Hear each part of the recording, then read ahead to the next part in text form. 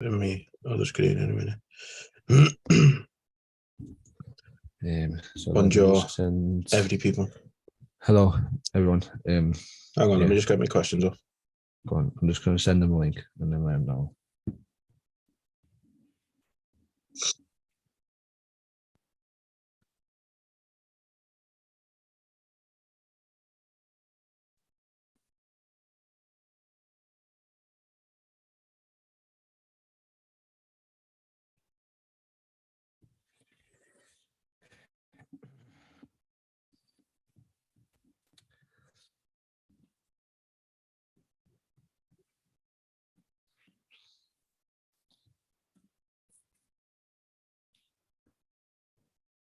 I like it. Straightforward questions. Right, so I'll close that.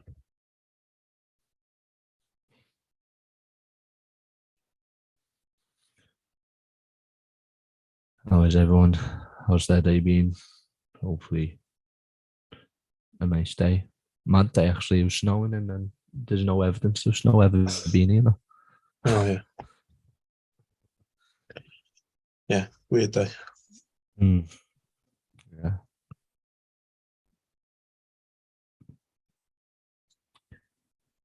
The weather's always been a mad one, to be honest with you. Yeah, true.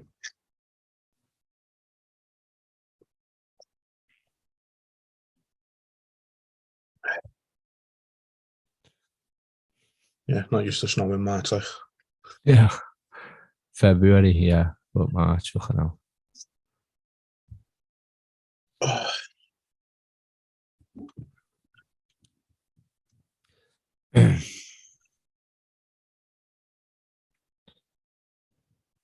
So I just wait for Ieuan to join. Your video has vanished, you know. Okay. Just in case you wasn't aware. I don't think it was.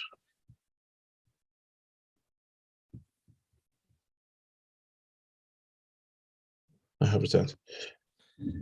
Yeah. Let me just get a thing up and share it with him because he said he's got people asking Alright. about it. So I'll share the link with him.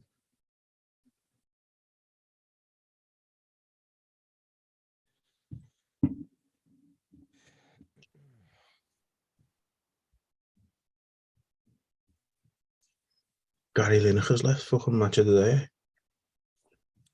After how many years? Well, he put his opinion on, he put his political opinion on fucking Twitter, didn't he? And not allowed to do that. Yeah. No, apparently they're not, like, it's written into the contract, like with the BBC and that you got to be impartial. But I wouldn't have thought, one, it would have applied for someone like Gary Lineker, who's a sports presenter. And two, who's a freelance, you know what I mean? He doesn't work specifically for the BBC, he does other stuff as well. But like, if he's gone because he's put his opinion out there, fair play Gary Lineker for sticking to your guns. Yeah, I mean, these days it's expected, isn't it? So. But that's it. People, in today's day and age, you say something that someone doesn't like, and then they go, "Oh, I'm sorry," and take it down. And Gary Lineker go, "Well, no, that's my belief. Fuck you. Yeah, I'm keeping it up." And then they expect you to apologise. Yeah, and he won't. And not what he said against the Tories is right. So fair play, Gary Lineker. Match of the day is going to be weird, but we move. Right, anyway, Mr. Davies. Ieuan is waiting. Okay. You're there. Yeah, I was just going to... Yeah, all good. You on Do Not Disturb? Yeah, I believe so. It looks like Yarp. Okay, good. I'm done. I'll stop twiddling my beard now, so. Yeah, I agree. No, good luck.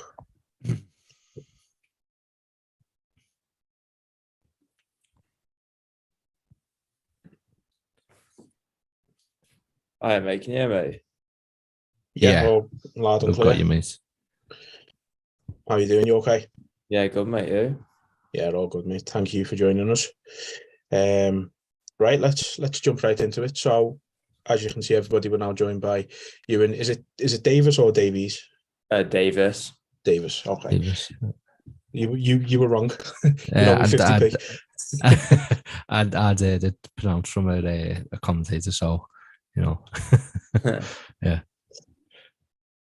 All right, Tom Derry said it's pronounced Ieuan. Is that right? Yeah. Don't Right. worry, mate. I've had all sorts. I've been called Lewin, Yen, Ian. I imagine it'll continue to happen as well for the foreseeable. Fair enough. No, we like to be correct with our names on here. So thanks for the correction, Tom. Appreciate it. So for anyone we've never had on before, the first thing we normally start with is how you got your start in combat sports. Sort of before I went in the army, really. I'd done like karate as a kid, nothing like mad, just like dabbling in it, mate. And then I started doing mixed martial arts before I joined the army. Then I joined the military, was still training and that then. And then when I weren't like going away on exercises and stuff, then I'd try and get fights in here and there.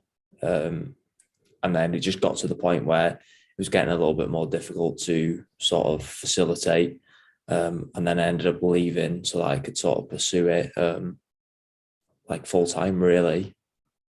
And then I'm here now. Yeah. You mentioned there about being in the military and that. Have you took anything from your time with that and brought it over to MMA? I know probably one of the big ones, discipline in it, but have you took any other bits from it? For just do you know what, mate? Just there's been loads of lessons really that I've learned. You have to graft to get where you want to be. Especially like joining the parachute regiment, it's no like easy feat.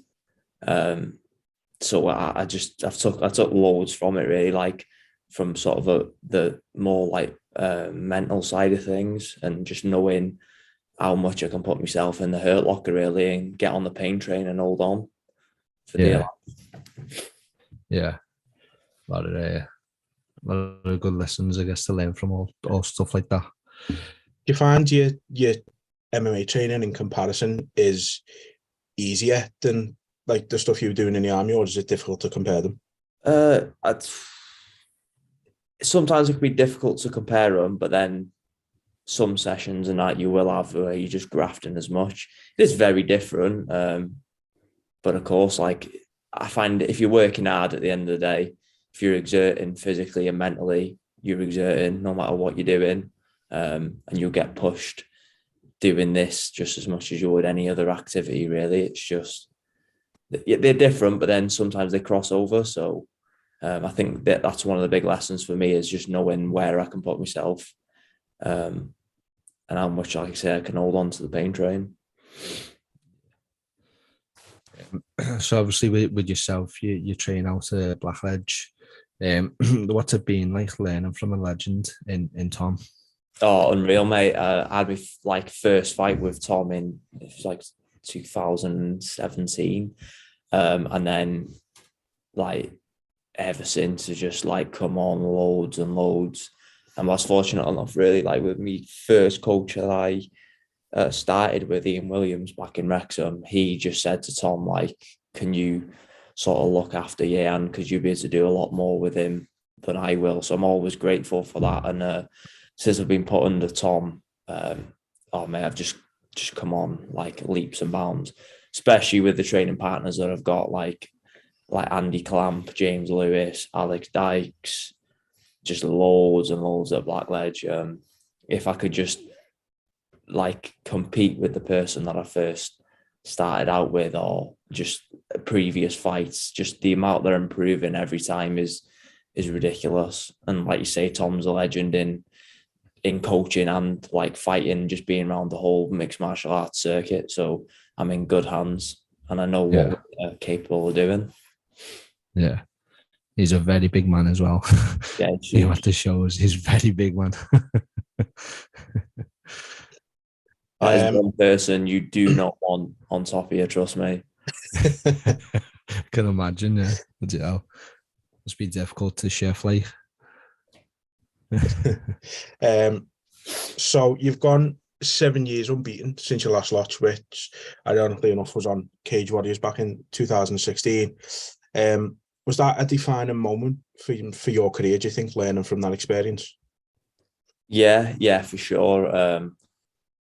So I take nothing as cliche as it sounds. It's that old saying of like, you kind of win or you learn, and I did learn like an exceptional amount of stuff from that fight. Like I took it literally 2 weeks' notice against someone who was far more experienced than me.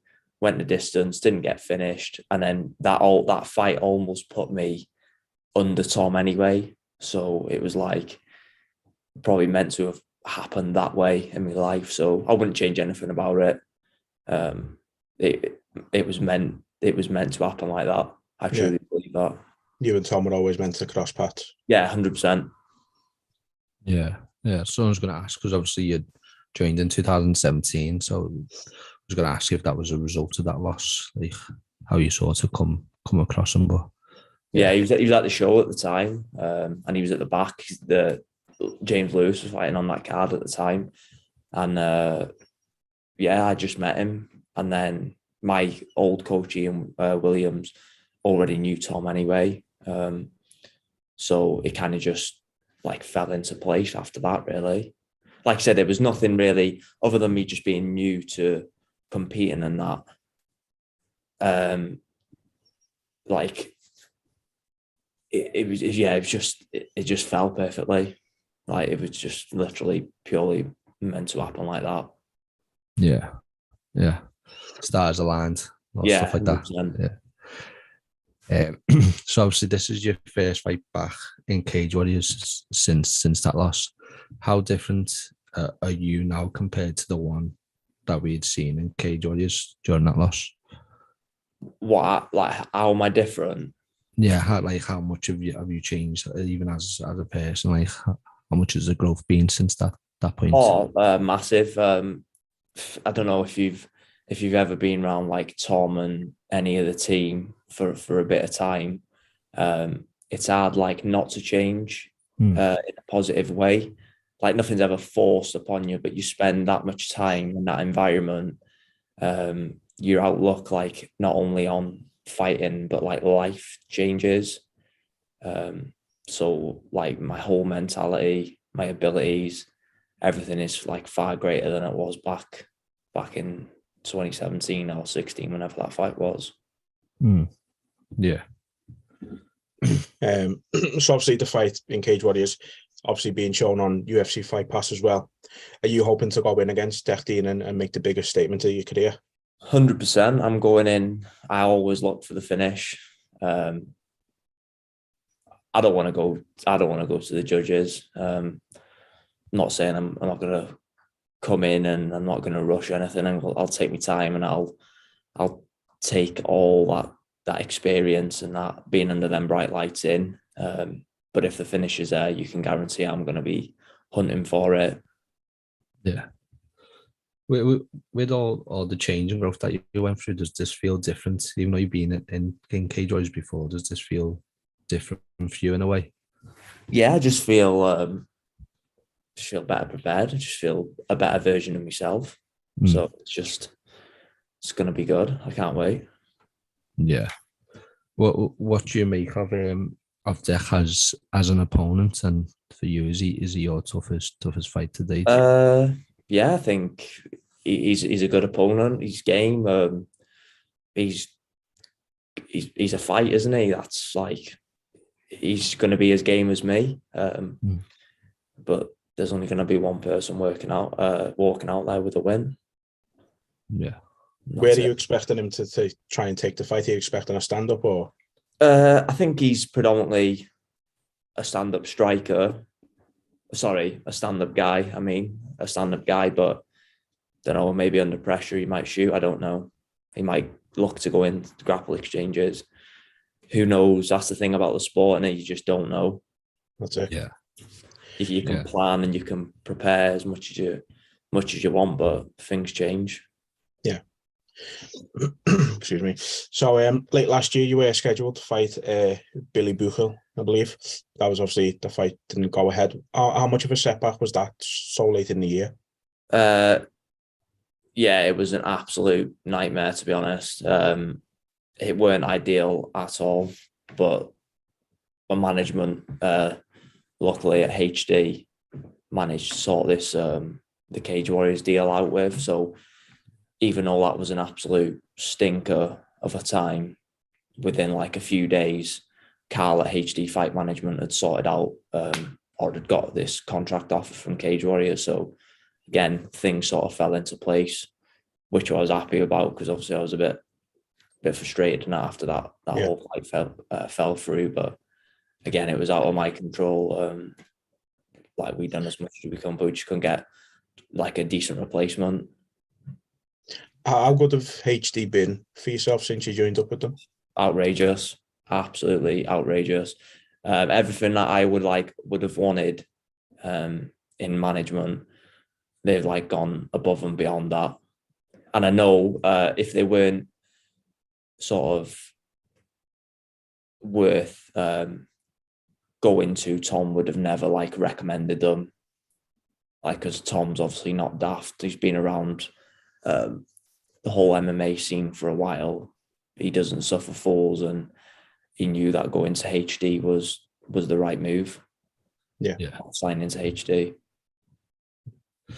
With Cage Warriors, that's obviously on UFC Fight Pass. When you were scheduled to fight in December, that was going to be, I think, FCC's first time on Fight Pass. Are you basically already prepared mentally for being on that bigger stage? Yeah. To be honest with you, like being on FCC, it was good getting like knowing that it was going to be streamed on Fight Pass, but I was never doing it for that. I just wanted to fight.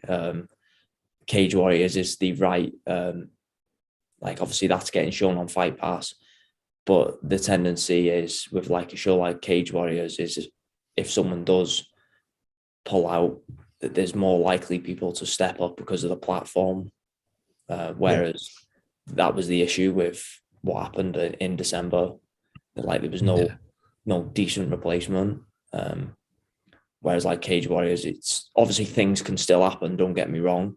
People get injured and they just can't find people on a week's notice, and that's fair enough. But like I said, people are more likely to step up in Cage Warriors if anything is to happen. Yeah. I think they probably look at it, the success in how many fighters have gone on to the UFC directly from them, and I think that's probably a big part. And I think, I'll step in short notice, make a statement and get noticed. So hopefully, no more setbacks for you moving forward. Yeah, it's life though, when it happens. It's never a straight line, so fully prepared for there's always going to be barriers of some sort. Yeah. You probably like alluded to this before, but your first two fights as a pro both finished in the first round. Do you like sort of see the same happening come fight night? You know what? Who knows? If it's there, I'm obviously going to like jump on the opportunity, but nothing will be forced from my end. I'm looking to get cage time in, but if the finish is there, then we're obviously going to look for the finish. Yeah. I have no thing of like, I want to desperately get the finish in this way, because I know I'm well rounded, so I can get the finish in genuinely any area. So I'm not like hanging out to get the finish in a certain way. I just know that I'm well rounded. So if there's going to be a finish there, then I'm going to be looking for it. But I'm not going to be forcing anything, and there's no need to. Yeah. Do you feel that can be a pitfall sometimes with fighters when they're finishing fights first rounds, it builds up and that's happening? Yeah. Do you feel that can be a pitfall sometimes because then you are, as you say, looking for it and staying in the pocket too much perhaps? Yeah, potentially. Just another thing as well, like for me, I want like cage time is good. It's like that obviously 15 minutes or whatever is the only time you're going to get it in that scenario. Obviously, you can spar, you can do all your simulations as close to a fight, but that is the real fight at the end of the day. Like I say, I don't want to necessarily go to the judges, but more time in there, the better, because it's given me experience. Yeah, definitely. So with the fight being cancelled last year, I think you only end up having one fight last year. Are you hoping to be a lot more active this year? Yeah, the plan is, all being well, I want to get 4 in before October. So pretty active, start to the year, really. Yeah. Will that be with Cage Warriors? Yeah, so I got a multi-fight deal with them. So yeah, that'll be all under Cage Warriors. Any events that you're eyeing up to try get on? There was, so obviously I've got the Manchester one, then there was one in London, one in Dublin, and then again in Manchester. Like say, all being well, that'd be good. But I know they've not released or they hadn't done when I last looked, the dates for Paris. But I'm all for going abroad as well. Yeah, they've got the Rome cards as well coming up, haven't they, as well? So yeah, I've seen a few fight announced for that. Yeah, like I say, that's just what I've looked at roughly. Bit of gaps in between and stuff, which would work well. But again, you can have the best plan in the world, can't you? Yeah. But that's it with Cage Warriors, because they do have so many shows and they're in so many different markets now. If you want to be active in the year or going well, you can be, can't you? So it's perfect for you.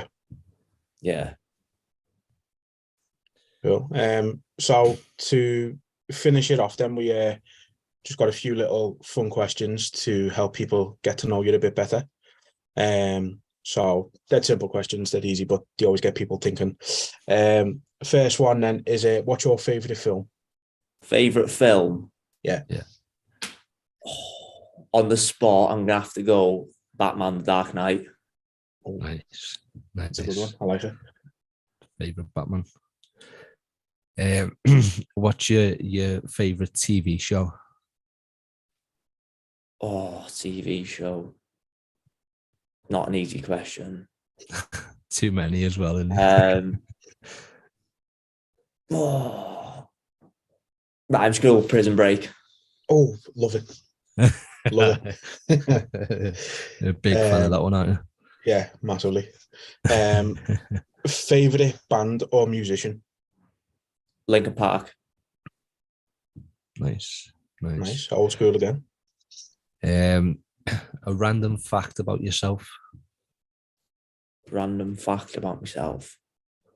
It's a pretty shit one. I've got size 10 feet. You got which? Size 10 feet. Yeah. Nice. What's your biggest pet peeve? Oh.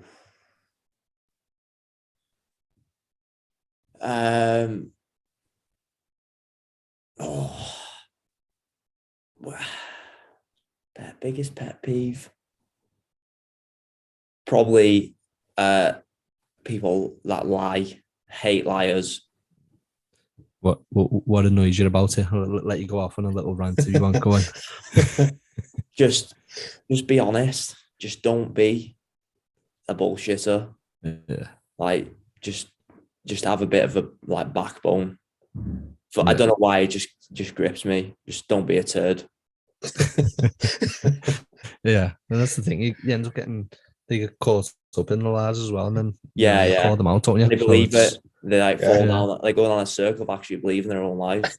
Yeah, crazy. Next one then. Do you have a hidden talent? Hidden talent.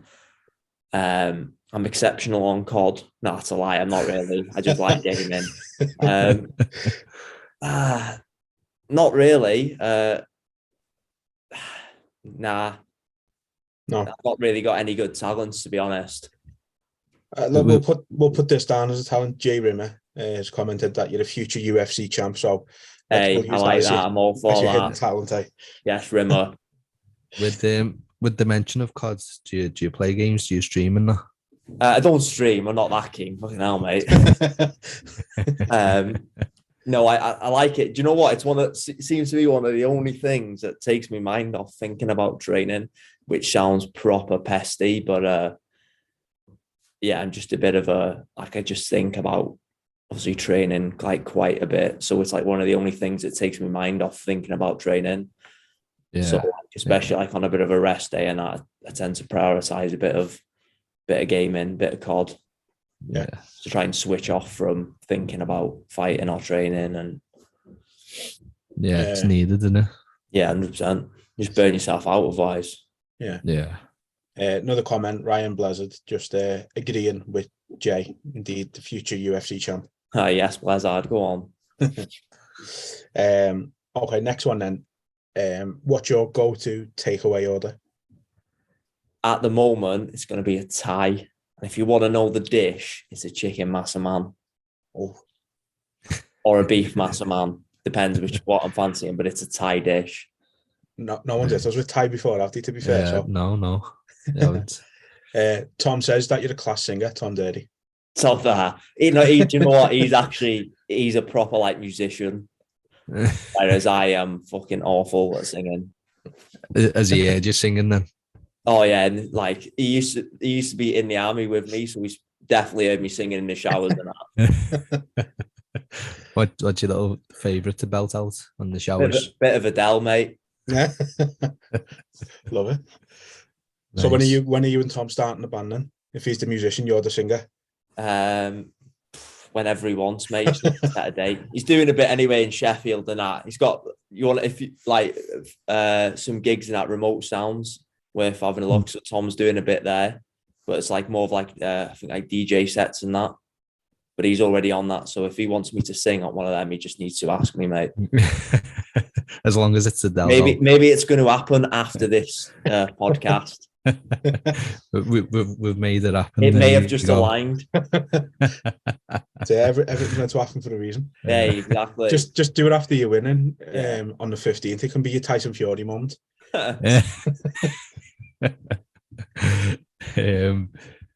Next one then.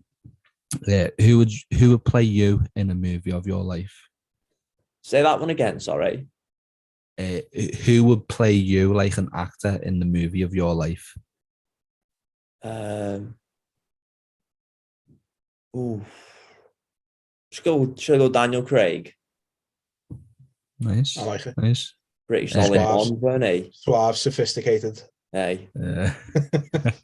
Can be sometimes. And when he needs to, he can throw some hands. And any comments that say something different? No, not at the minute, no. No, we're safe for now, I think. Last one then for you, mate. If you could choose any superpower, what would you choose? Ooh, I'd probably go flying, if I could just fly. I'd love to be able to fly. Yeah. I know, that's the go-to one normally. Yeah. Flying. Just traffic and that kills me. Yeah. That's a pet peeve. That's why I moved up to Wigan, because I was sick of commuting. Well, up to Horwich. The M6 ripped me off. Yeah, that's a pet peeve as well in the traffic. Yeah. Yeah, we can all agree with that one. Not unless. But yeah, no more comments at the minute. But yeah, that was everything we had for you, mate. Again, appreciate your time. Really appreciate it. Thanks for having me on. Anytime. Sorry it took me so long to get back to you. Hey, no worries. That's part of the life for you, isn't it? You're not always going to be checking your Instagram and stuff like that for these type of things. So I'm just glad we could get it sorted with you, mate. Yeah, appreciate it, mate. But yeah, we'll be rooting for you on the 15th, and best of luck. Yeah, Sal, mate. Yeah, thank you very much. I appreciate that. No problem. Thank you, mate. Big performance inbound. Definitely. Absolutely, can't wait. As everyone says, future UFC champ. So there you go. Right, happy with that.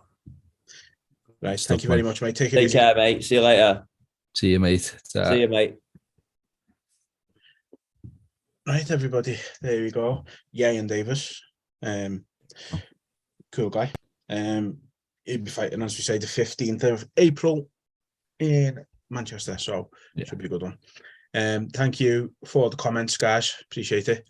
And thanks everyone for tuning in. And we'll see you all